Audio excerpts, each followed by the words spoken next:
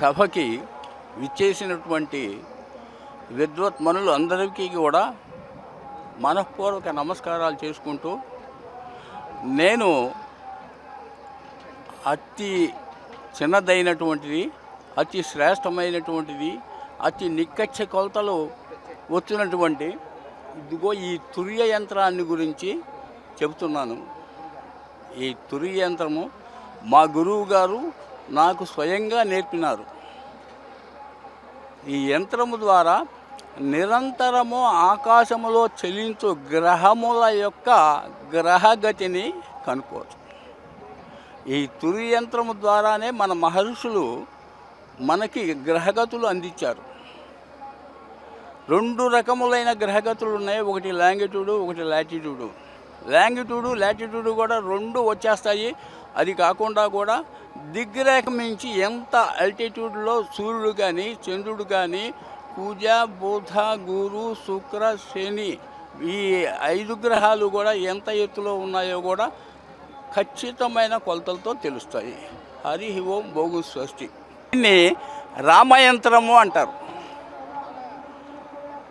ఈ రామయంత్రము యొక్క గొప్పతనం ఏంటంటే ఈ మధ్యలో ఉన్నటువంటి ఆ స్తంభము ద్వారా ప్రత్యేకమైన నీడని ఇదిగో ఈ పలకల మీద చేస్తుంటాం. ఆ పలకల మీద ఇదిగో ఇక్కడ మేము కొలతలు వేసాం. డిగ్రీస్ ఎంత డిగ్రీనో తెలుస్తుంది. ఆ డిగ్రీని బట్టి సూర్యుడు అంత ఎత్తులో కరెక్ట్గా ఉన్నాడా లేదా అనేది లెక్క చేసుకొని ఆ సమయం చూస్తాం. ఆ సమయం ఖచ్చితంగా సెల్ టయానికి సరిపోతుంది అన్నమాట. ఇది చాలా గొప్ప యంత్రము. ఇది 2 యంత్రములు వేయాలి.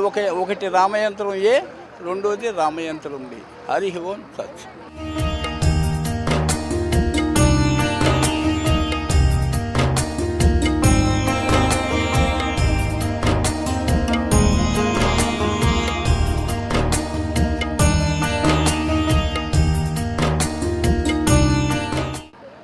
ఈ నతయంత్రం, ఈ నతయంత్రం ద్వారా మధ్యాహ్నం 12 గంటలకి పడిన సూర్యకాంతి ద్వారా 12 అడుగుల స్తంభం దగ్గర నుంచి ఛాయ్ తీసుకుని, ఆ ఛాయ్ దగ్గర నుంచి నతము కట్టి, నతము దగ్గర నుంచి క్రాంతి కడతాం. ఈ క్రాంతి నతముల మూలంగా సూర్యుడు భూమికి ఎన్ని డిగ్రీలలో ఉన్నాడో అనేది మనకి ఖచ్చితమైన లెక్క తెలుస్తుంది. కొన్ని వందల సంవత్సరాలకి మారుతుందని పంచాంగంలో చెప్పబడితే ఆ లెక్క కూడా పర్ఫెక్ట్గా చేసుకోవటానికి ఈ క్రాంతి యంత్రం బాగా ఉపయోగపడుతుంది. క్రాంతి యంత్రము, నత యంత్రము ఇవి సూర్యుడి యొక్క స్పష్ట గతిని మనకి తెలియజేస్తాయి. అందుకు ఈ యంత్రం తయారు చేసాం.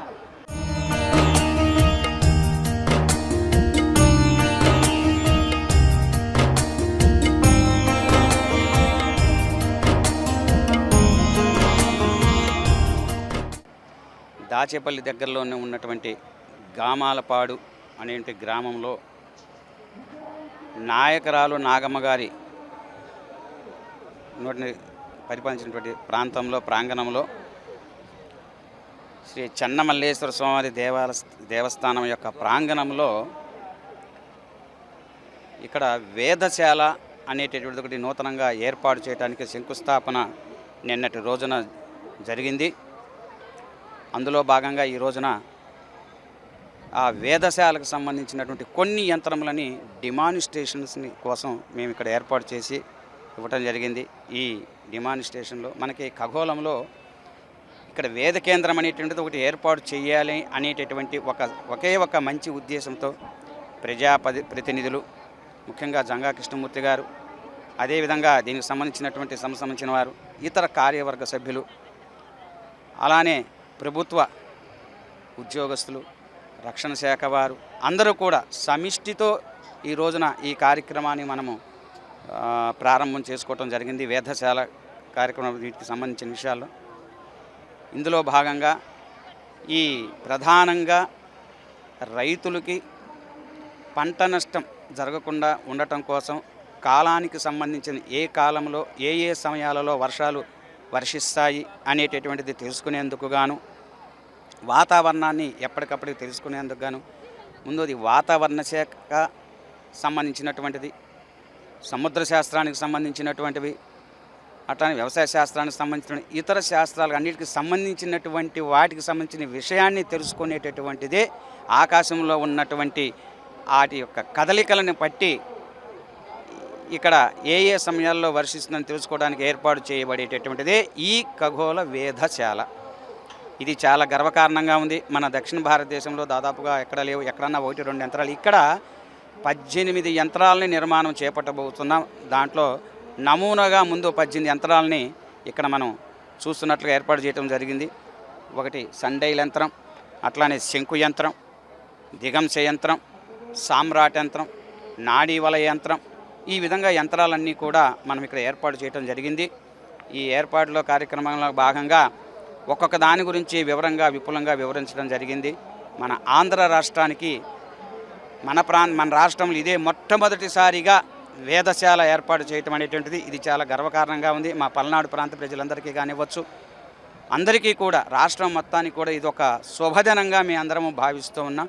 ఈ వేధశాలని అందరూకి చక్కగా దీని గురించి తెలుసుకోవచ్చు. ఇటువంటి వేధశాల మన రాష్ట్రం ఉండటం ఎంతో మంచిది.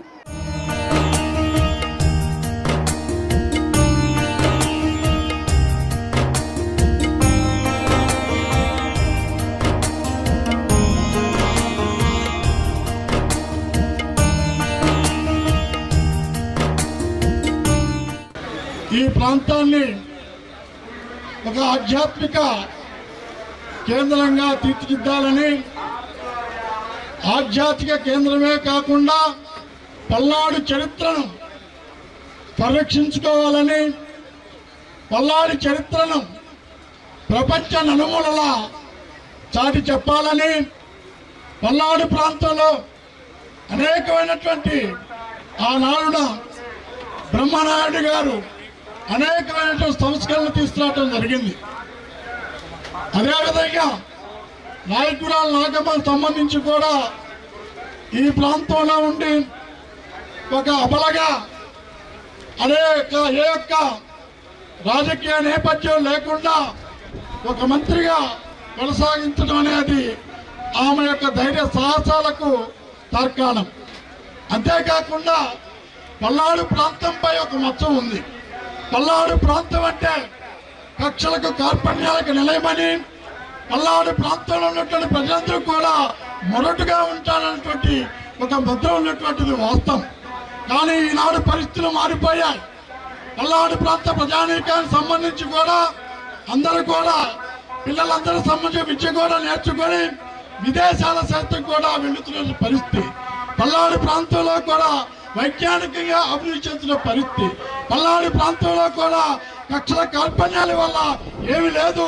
మనం అందరం కూడా కలిసిమెలిసి జీవనం కొనసాగించాలా, మన పిల్లల భవిష్యత్తు ఆలోచించాలన్నట్టు ఒక ఆలోచన నిరంతరం కూడా పెరుగుతున్న ప్రాంతం పల్నాడు ప్రాంతం. ఈ ప్రాంతాన్ని మనం ఒకసారి చూసుకున్నట్లయితే అనేకమైనటువంటి ఆనవాళ్ళు, చరిత్ర సాక్ష్యాలు ఉన్నాయి. ఈ ప్రాంతానికి సంబంధించి కూడా పెద్దలు చెబుతుంటారు, పల్నాడు చరిత్ర అనేది మినీ మహాభారతం లాంటిది. మినీ మహాభారతానికి ఎన్ని ఘట్టాలు ఉన్నాయో పల్నాడుకి సంబంధించిన చరిత్ర కూడా అన్ని ఘట్టాలు ఉంటాడు పరిస్థితి. అంతేకాకుండా మనం చూసాం పల్నాడు ప్రాంతంలో గుడులు. పల్నాడు ప్రాంతాన్ని మొదటి చరిత్ర ఆలోచిస్తే, ఎందుకంటే పెద్దలు చాలా మంది చరిత్ర గురించి చాలు పని కానివ్వండి, పల్నాడు ప్రాంతాన్ని ఒక పర్యాటక శాఖగా తీర్చిదిద్దడానికి కావలసినటువంటి ఆనవాళ్ళు ఉన్నాయి. మాచర్ల సంబంధించి చెన్నకేశ్వర స్వామి దేవాలయం చూడండి, పెద్ద చరిత్ర కలిగిన దేవాలయం.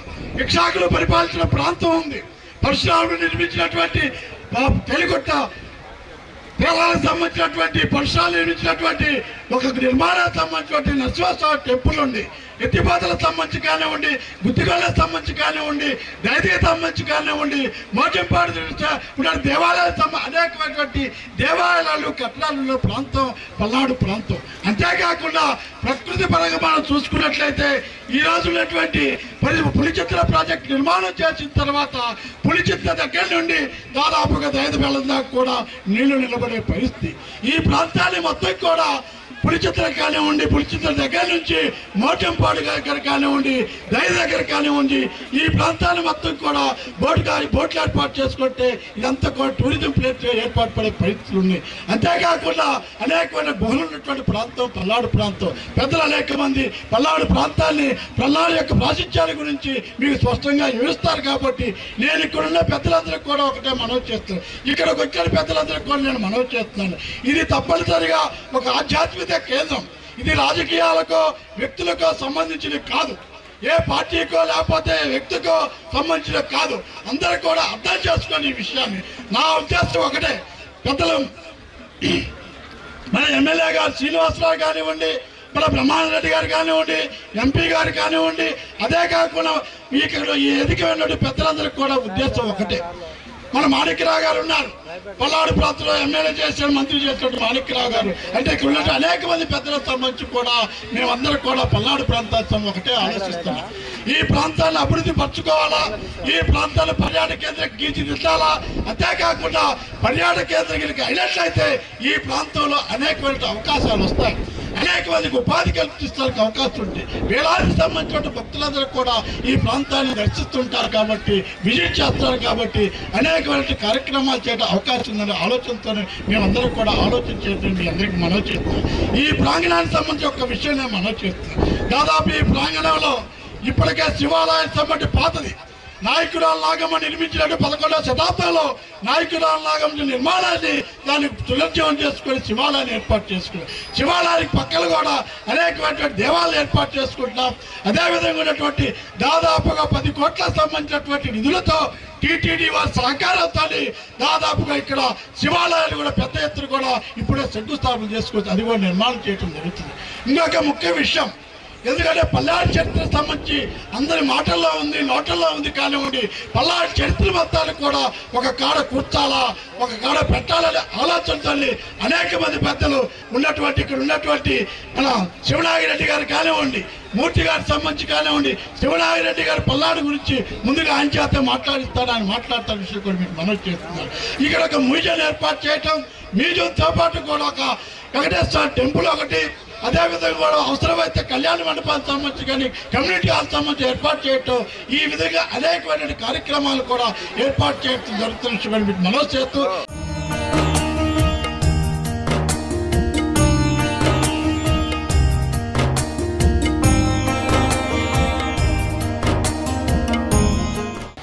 జంగా కృష్ణమూర్తి గారికి ముందుగా అభినందనలు తెలియజేస్తా ఉన్నాను.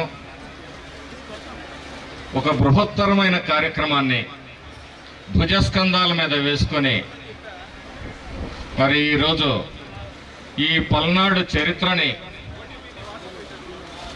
ప్రజలందరికీ తెలియాలనే ఉద్దేశంతో చారిత్రాత్మక ఆనవాళ్ళని కాపాడాలి, భవిష్యత్ తరాలకు అందించాలి అనే ఆలోచనతోటి ఈ కార్యక్రమాన్ని చేపట్టినందుకు వారిని మనస్ఫూర్తిగా అభినందిస్తూ, అలాగే వేదిక మీద ఉన్న పెద్దలు ఎంపీ గారికి, స్థానిక శాసనసభ్యులు సోదరులు ఎరపతినేని శ్రీనివాసరావు గారికి, సమయాభావనం వేదిక మీద ఉన్న మరి శాసనసభ్యులు, మాజీ శాసనసభ్యులు, మాజీ మంత్రివర్యులు అందరికీ, అలాగే శివనాగిరెడ్డి గారికి, ఆర్కియాలజీ డిపార్ట్మెంట్ వారికి అందరికీ హృదయపూర్వకంగా నమస్కారాలు తెలియజేస్తా ఉన్నాను. పల్నాడు అంటే రకరకాలుగా చెప్తారు, శివనాగిరెడ్డి గారు చాలా చెప్పారు.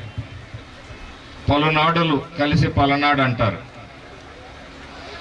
ఇవన్నీ పల్నాడు అంటే పౌరుషాల గడ్డ అంటారు, సంస్కరణల అడ్డా అని కూడా మనం గుర్తుపెట్టుకోవాలి.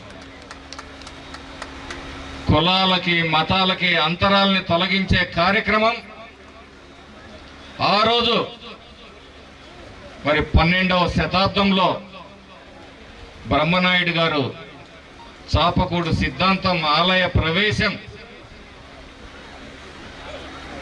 మరి అన్ని వర్గాలకి విద్యను అందించాలని తీసుకున్న నిర్ణయాలు మనం 800 సంవత్సరాల తర్వాత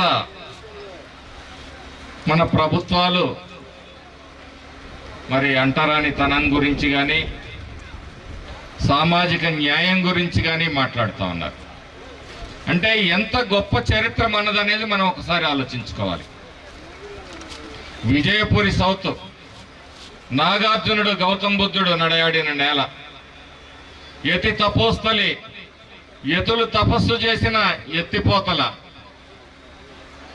మరి నాగమ్మ జన్మించిన ఈ నేల, చారిత్రాత్మకమైన ఈ నేల, అలాగే దైద బీళం,